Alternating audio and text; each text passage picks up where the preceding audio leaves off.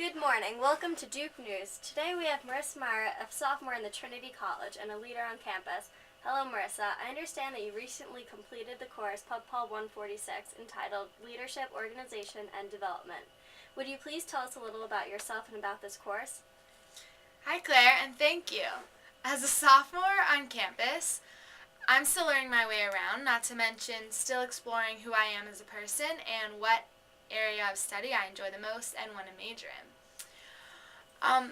That being said, this course was extremely attractive to me because I believe I'm a leader on campus, and therefore I feel an obligation to be the best role model to those who I'm leading. I'm a FAC, which is a first-year advisory counselor to 11 freshman students, and I'm also an officer in a new organization on campus called Change Educate, where we're creating a DVD-based curriculum for high school students on poverty and social entrepreneurship. And I'm in charge of the public relations for the club. And I'm also the older sister of twin brothers who are in their toughest year of high school, which is their junior year. And I know that my leadership is very important to their lives right now. So the PubPol 146 course aimed to enhance the leadership skills of student leaders here on campus. And we had to read extensive literature on leadership theory, and the ultimate goal of the course was for us to be able to apply those theories to our organizations and to our personal lives. The environment of the course was really respectful. It provided us with an environment where we could express all of our opinions, and we gained a sense of confidence through the course, and we also were able to hear amazing differing viewpoints. What have you learned as a result of this course?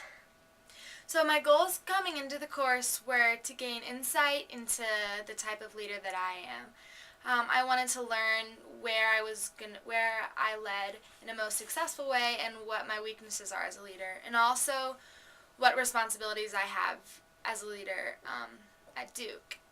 And I also wanted to learn more about the definition of a leader and the definition of a follower. I wanted to interact with other members of the class to witness their leadership. So, first of all, I learned that followers actually shouldn't have the negative connotation that we associate with it. That a follower is just as important as the leader of a group because they carry out the group's mission. And also that the relationship between a leader and a follower is really delicate, one that centers mainly on mutual respect. From the group presentations that we did in class, I learned how to find my true north, which is like my main goal for leadership, and that there is environmental apathy on campus. In addition, I learned about leaders and if they were either born or made, and my personal philosophy is that leaders are made. Reflect on what you see as your leadership strengths and challenges and how you will take advantage of both in the future.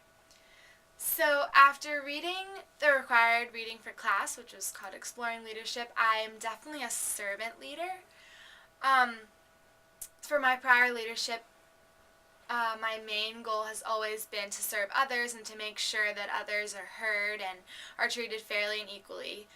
And this helped in various group projects in our class because I have good listening skills and was able to listen to all the members and give feedback. And I'm also always committed to the success of any group or team that I'm a part of.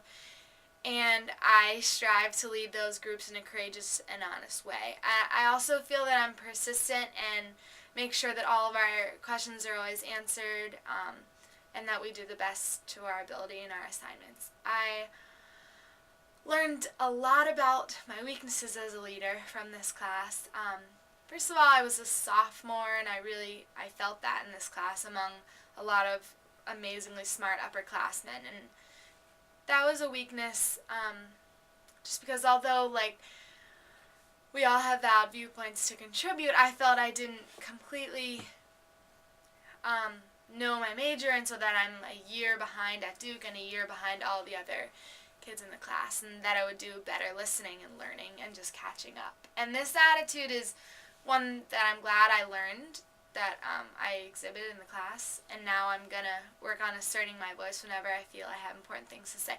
And I also learned that I'm motivated by approaching deadlines and that I do my work according to the deadline rather than ahead of time. And this is valuable self-knowledge as I move forward as a leader in my organization and in my life personally. Briefly describe your leadership philosophy and whether it has changed throughout this course. So my personal philosophy of leadership before the course was centered on listening skills, and I believe that if a person is a good listener, he or she will be a good leader. To me, if someone is a good listener, they're usually a more accepting and compassionate person, empathetic and open to change, and not single-minded, and also don't normally possess agendas of their own. I was a captain of my tennis team, and I've always prided myself on being an available ear as a captain and as a friend, or a person to come to advise for a simply event. And this open understanding of communication always resulted, for me, in the formation of trust and subsequently in stronger relationships. So trust is the foundation of any successful leader group member relationship, and it begins with listening skills. And after completing the course, I don't think my leadership philosophy has changed, but I definitely have a better understanding of leadership theory.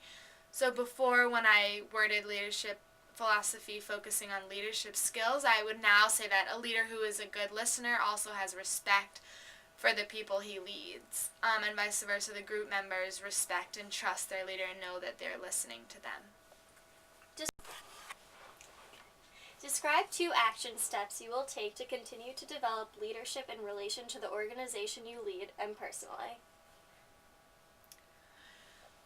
In regards to the organization I am a leader in, which is the FAC organization, 2 action steps I will take are to set up a regular weekly meeting with the 11 freshmen that I lead, and also to voice my opinions and my qualms to the FAC board about ways to improve the program for years to come.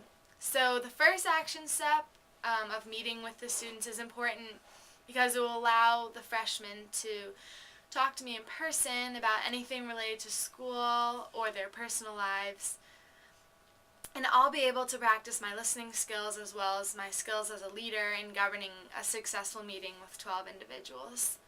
And then the second action step of advising the FAC board will develop my leadership in the organization because I'll be able to directly impact the success of the organization as well as increase my skills as a confident leader, voicing my opinions.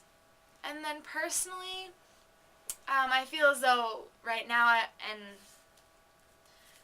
not only right now, but I feel I have an obligation to set an example for my brothers socially and intellectually.